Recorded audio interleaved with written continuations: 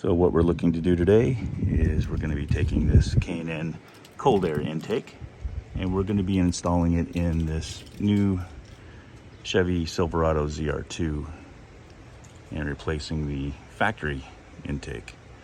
So let's see if this goes well.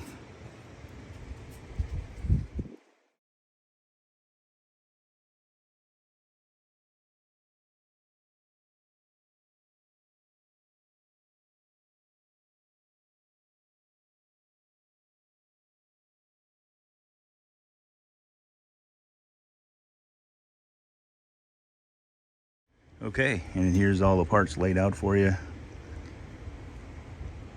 Everything arrived in good shape, it looks like. Most importantly, they included my sticker because that's an extra 5 horsepower right there. All right, let's get started with the teardown. So one thing you should always remember, and you follow the instructions obviously, but when you take a look in here, the one thing that we're going to do that a lot of people forget is disconnect the battery. And the reason that you do that is it'll avoid getting the error codes later on when you go to reinstall all the sensors and so forth. So that's the one thing that you should always remember to do. A lot of people forget it. Some people bypass it.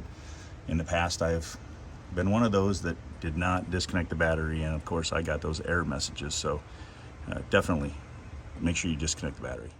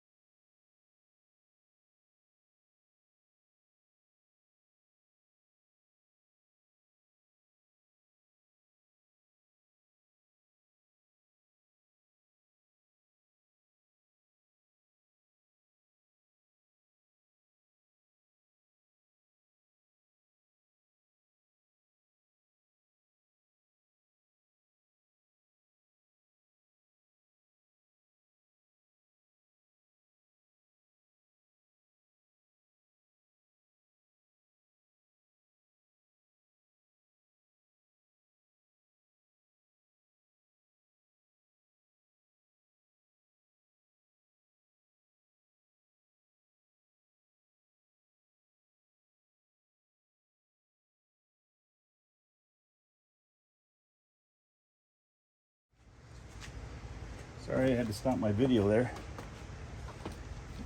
My instruction papers were flying away. What am I missing here? Oh, there's one.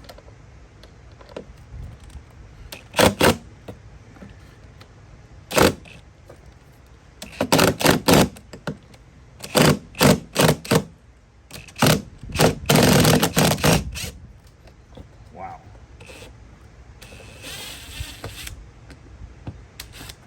Guess you want to make sure you have a good screwdriver and impact to get some of those factory screws undone.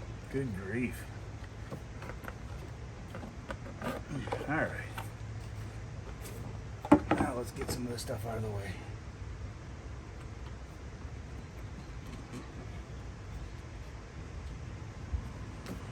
I'll tell you, it's a great filter system that Chevy installs in these, but they just choke the intakes.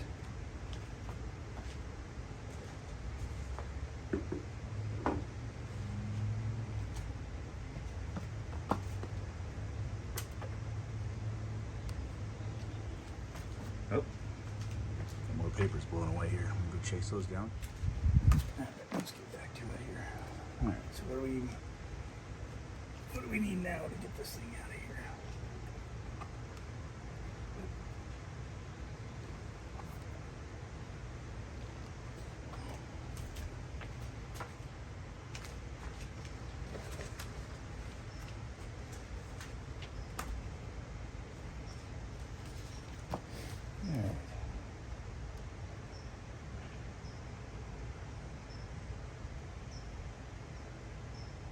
Remove the 2 bolts. We're going to follow the directions that are provided here. Depress the locking tabs that disconnect the crankcase vent line from the intake plume.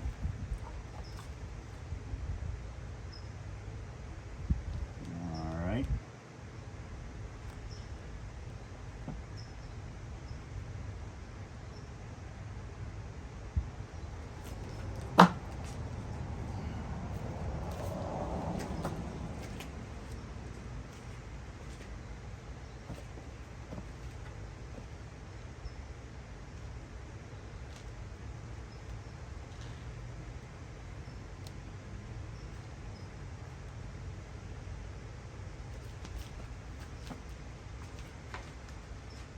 top of the intake, so that should be good. And now it says to remove the 2 bolts that secure the hood release latch, and then remove the arm. Okay, and that looks like probably a T5. Let's grab a T5. Steps to secure your upper radiator valance and then remove the valance from the vehicle, which is going to be this. All right. So luckily I have a clip removal tool. You can use a screwdriver, but I actually have a tool for that. Let me see where it is. And you know what? Let me show you something. This is a clip removal tool, but honestly, I don't think you need to take the whole clip out. I really think that you can just pop these up. Oof, I think I pulled that one up too hard. I think you can just pull these up. Let's see if I'm right.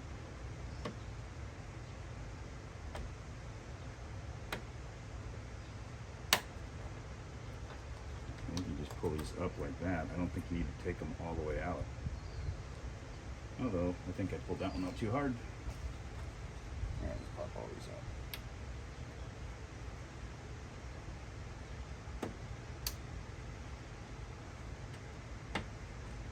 The tool does make it easier to lift these up, I will tell you that. But if you only have a screwdriver, you can get away with just a screwdriver, I'm sure.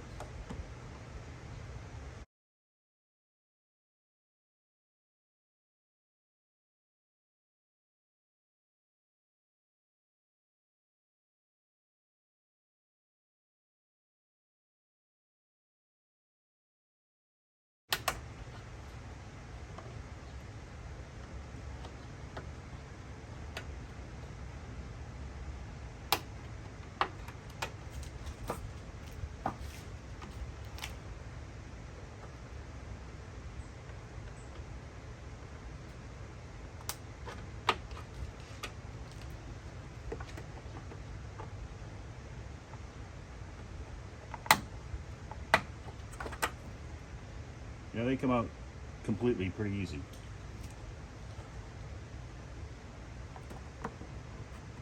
Well, this one here doesn't even look like it's even in there. I don't think they even installed that one properly at the factory. All right, so 2, 4, 6, 8, 10. This should be all of them. All right, let's put that tool off to the side.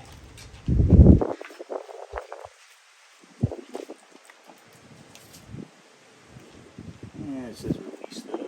We did. See if that doesn't blow away on me. Does it come up and out? Or do I have to remove that whole button?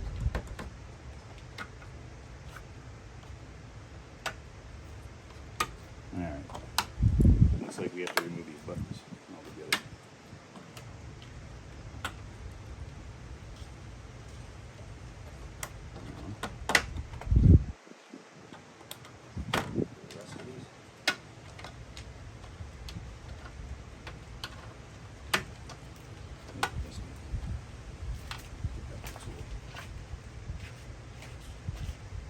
Alright, looks like we got to remove these buttons all together.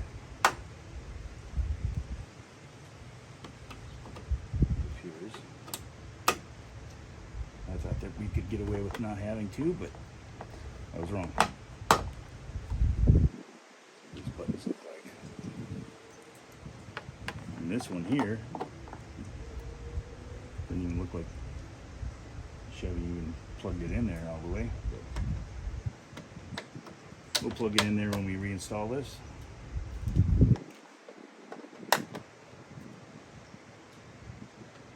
Be sure to watch some of my other videos. We're going to talk about some of the stuff that we found. Some critical points on the Chevy ZR2. All right, let's get this out of the way. And let's go to step.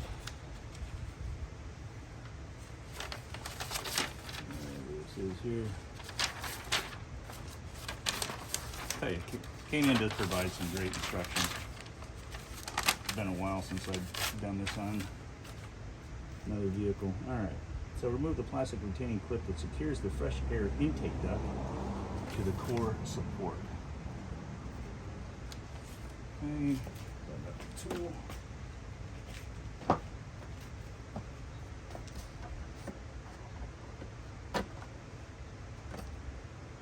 Yeah, that came out a little bit too easy. All right.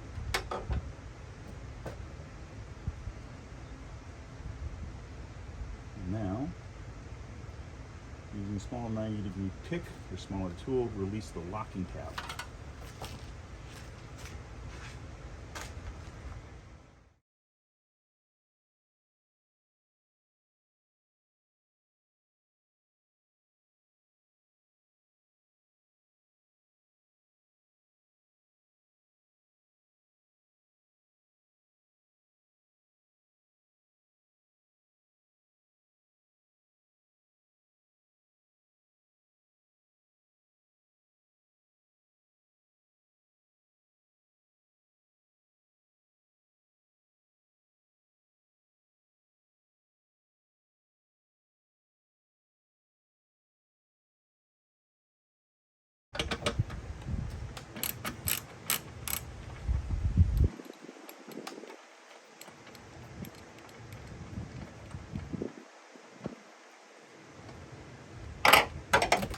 Oop.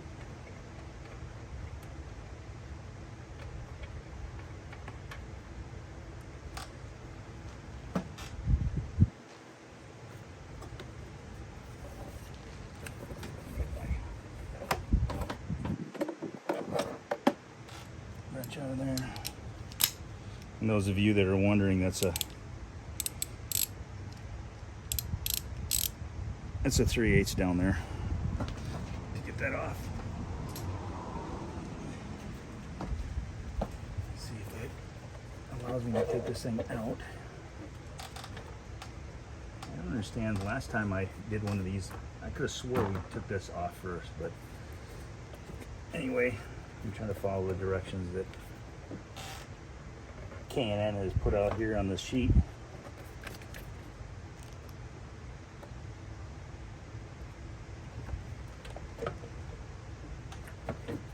So once this is out,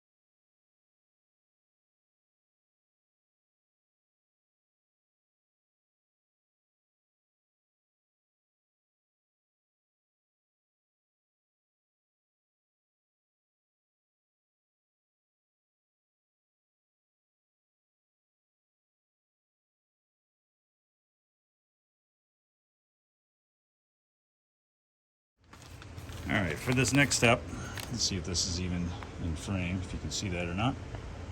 You can see this right here. We're going to put this rubber gasket on this heat shield. So this is basically going to go on here, and you're going to follow that all the way around. And to save myself from this blazing sun, I'm going to get back into that shade there, and I'm just going to do it real quick. I don't think you need to watch me put this little rubber gasket on this lip. It's pretty self-explanatory. Can you see that? Just pretty simple. Okay, so now we have the rubber grommet that goes all the way around. That little rubber goes all the way around. The one thing you'll notice that you'll want to cut this little area here because it's a sharp 90, and I've always found it's better just to cut it. You'll never be able to make that turn cleanly, so you want to cut that. This little gap right here is nothing to be concerned of. So the next thing we're going to do is we're going to install the filter adapter right here. So, which will be actually this here, and this thing is heavy. All right, so you'll line it up like that, and then you'll take the provided hardware and we'll put the screws in there. Now, we'll just find where that bag is. Let's see if we can get that down.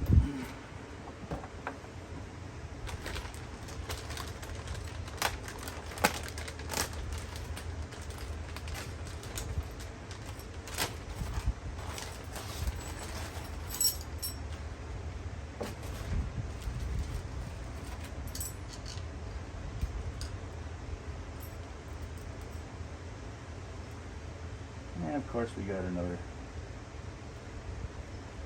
size I need to go grab real quick.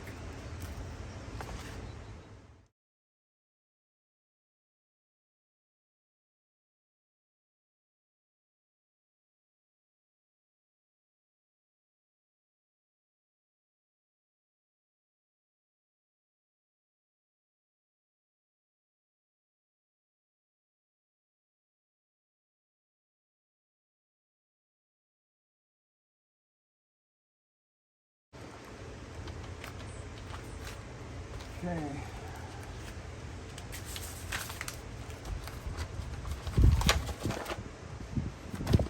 Next step. Install a providing wire connector mounting bracket into the heat shield using the provided hardware. Install a factory mounting grommet into the heat shield as shown. All right.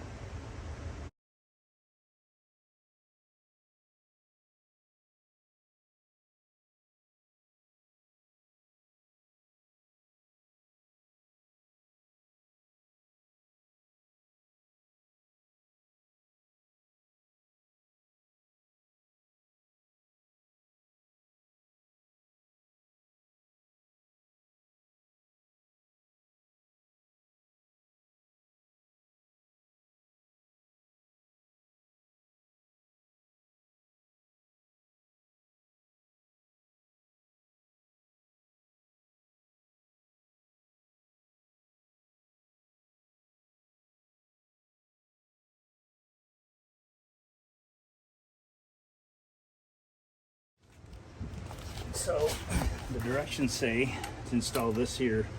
This is what we were trying to find. So it looks like this, put a couple screws. One thing it doesn't tell you though in these instructions are if you're supposed to use a washer, a lock washer. The kit includes three lock washers, probably 4, but I see 3. 3 lock washers, but it doesn't really say where to use the lock washers in here. So I'm guessing you're supposed to use one here. I don't know. But anyway, let's see if we can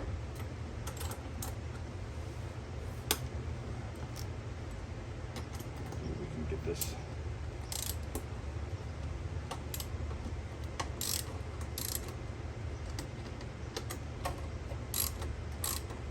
I'm not even sure if I'm in the frame. Hopefully you're getting this. I guess I should look to see if this is even framed.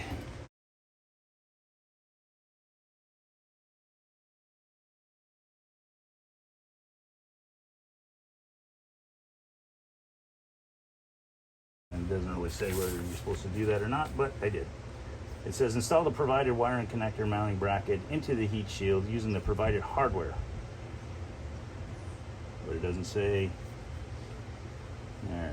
Anyway, it doesn't say which provided hardware. So there you go. I really don't know how hard I'm supposed to reef that down. I can do this one-handed.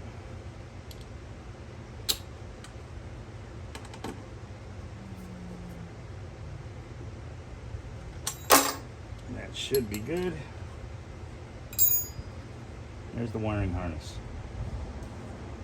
And now, step 13 says install the provided grommet mount onto the heat shield using the provided hardware, and then install the factory mounting grommet onto the mount as shown. And there it is as shown. All right, that's number 13 right there. Okay, so install the provided grommet mount. Must be this thing. Okay, and I'm supposed to put that into, must be there, okay. Sounds the plan.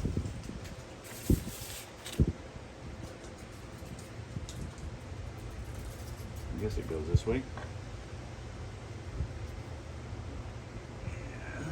And once again, I'm guessing, do I use a washer? Do I not use a washer? Yeah. Now let me take the one off the factory mount and see what that has.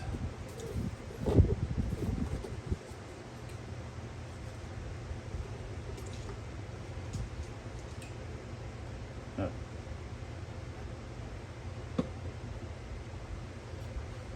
Okay. So I guess we're gonna guess on this thing here. Based on that photograph in there, I don't even see a washer on the front part of that. I'm gonna guess that they maybe use a washer on the other side. There's a screw in the back of this.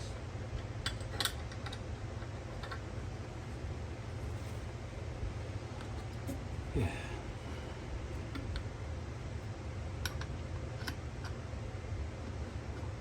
Yeah, all right. I'm gonna go on a limb and put a washer on the back of this. I wonder if I should put a lock washer on that. Does that really need it? I don't know. We're gonna go with a washer.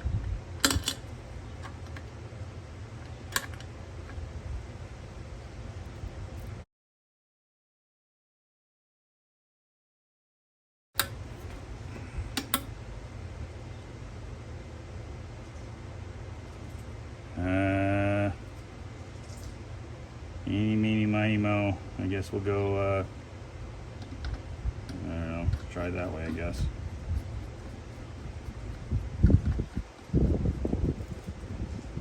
Do I use a washer? Do I not use a washer there? I don't know.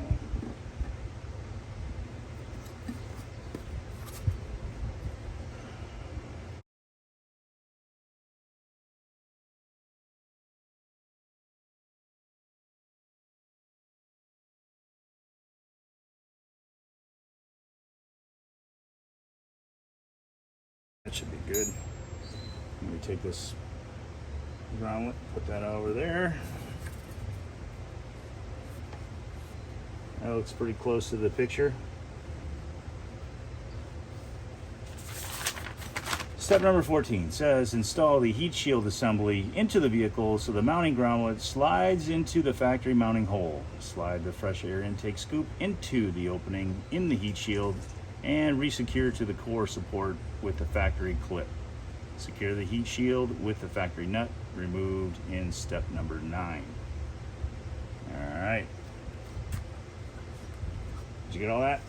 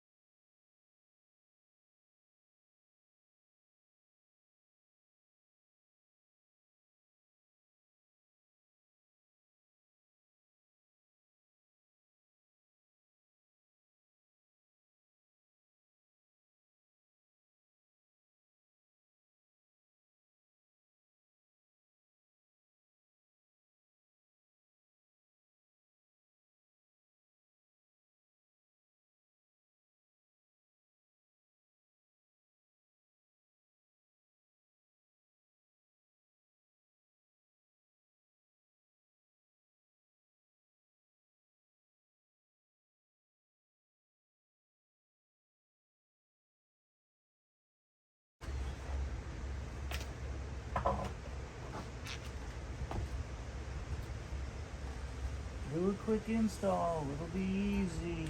Take you only about an hour. Piece of cake.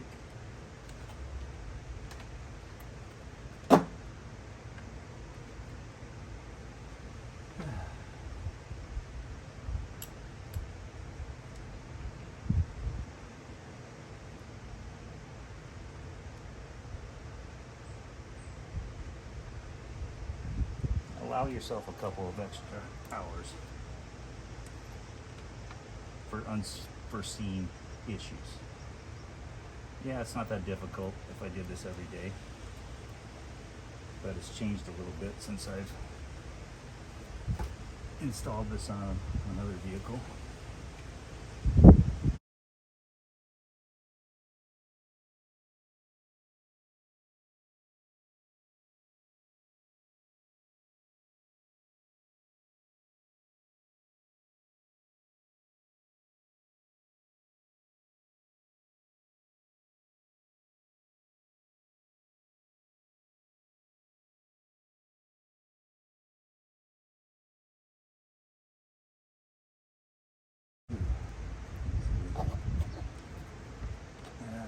Spin it around. Now it comes off. So the object, oh, by the way, you gotta push this, and those of you that are having this issue, it's like that, so you can't get to that bottom part, so spin it so you can push that clip. That's not in any directions.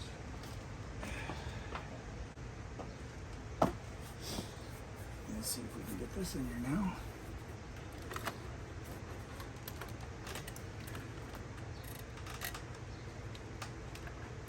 Mm-hmm.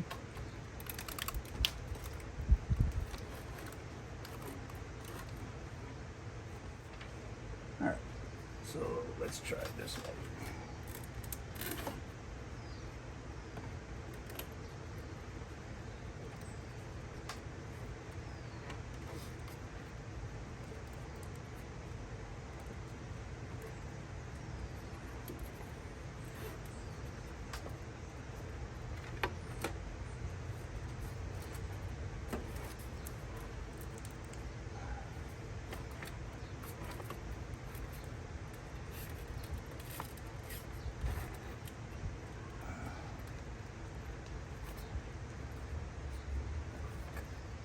So close. All right. Okay.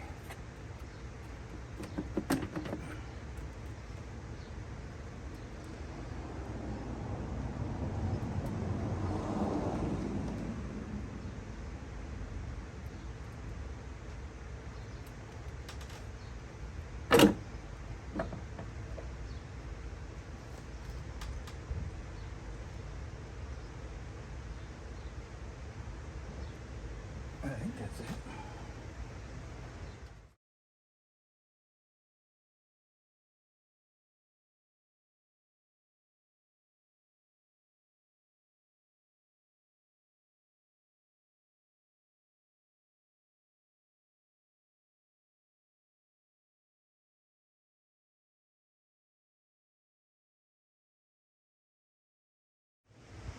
That's interesting. Let me show you something.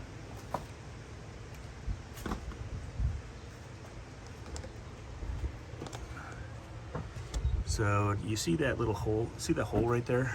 I can't frame this shot. But this is supposed to feed that hole, but you can see that's pretty big. So you're gonna have to cant this a little bit to secure that down so that it holds it in place, because it looks about the same size as that nut that's gonna be holding it down. All right, let me reframe this. All right, so let's go back to tightening that down. Now that I showed you what I was talking about, let's just secure that as best we can. Make sure that that's off just a little bit.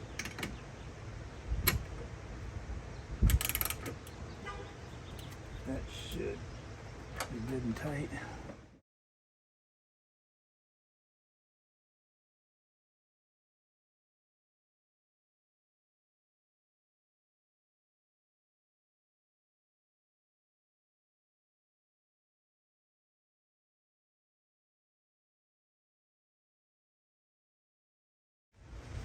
Okay. Got that in there, got this in here. What do we got now? Connect the wiring bolt connector onto the bracket installed into the heat shield. Alright, connect the bulk wiring connector.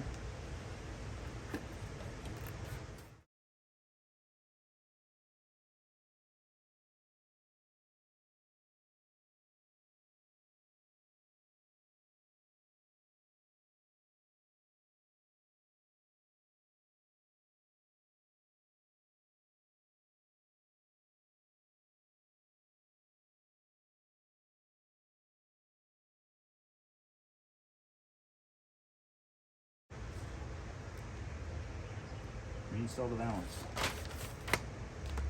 Alright.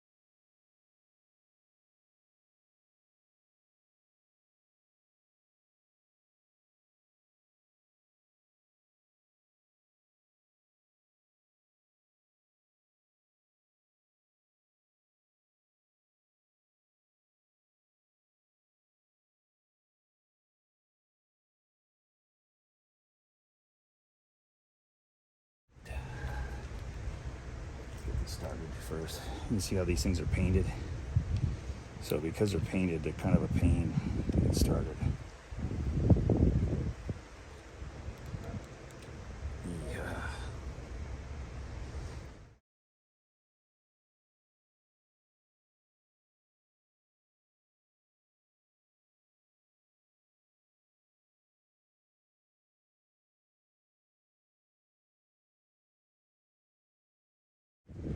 And the one thing you'll know, you don't have to get that all the way in. Okay, just make sure, note to self here. You don't need to put that all the way through. It just needs to be in there because you're going to see it gets pretty snug fast. So don't force it. Don't force it. Remove the mass airflow sensor from the factory housing and install it onto the K&N. Let's do that. Which is, here's the factory. We're going to take this off.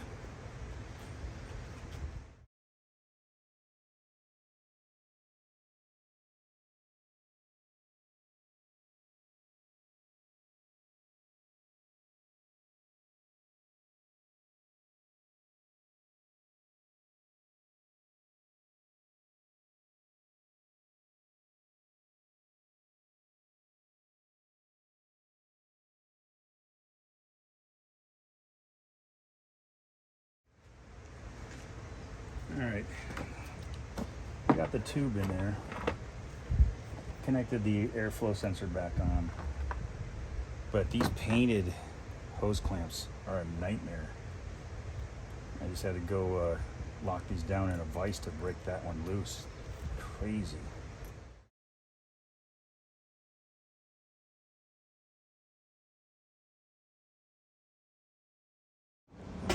And now we're just going to install the battery terminal back on.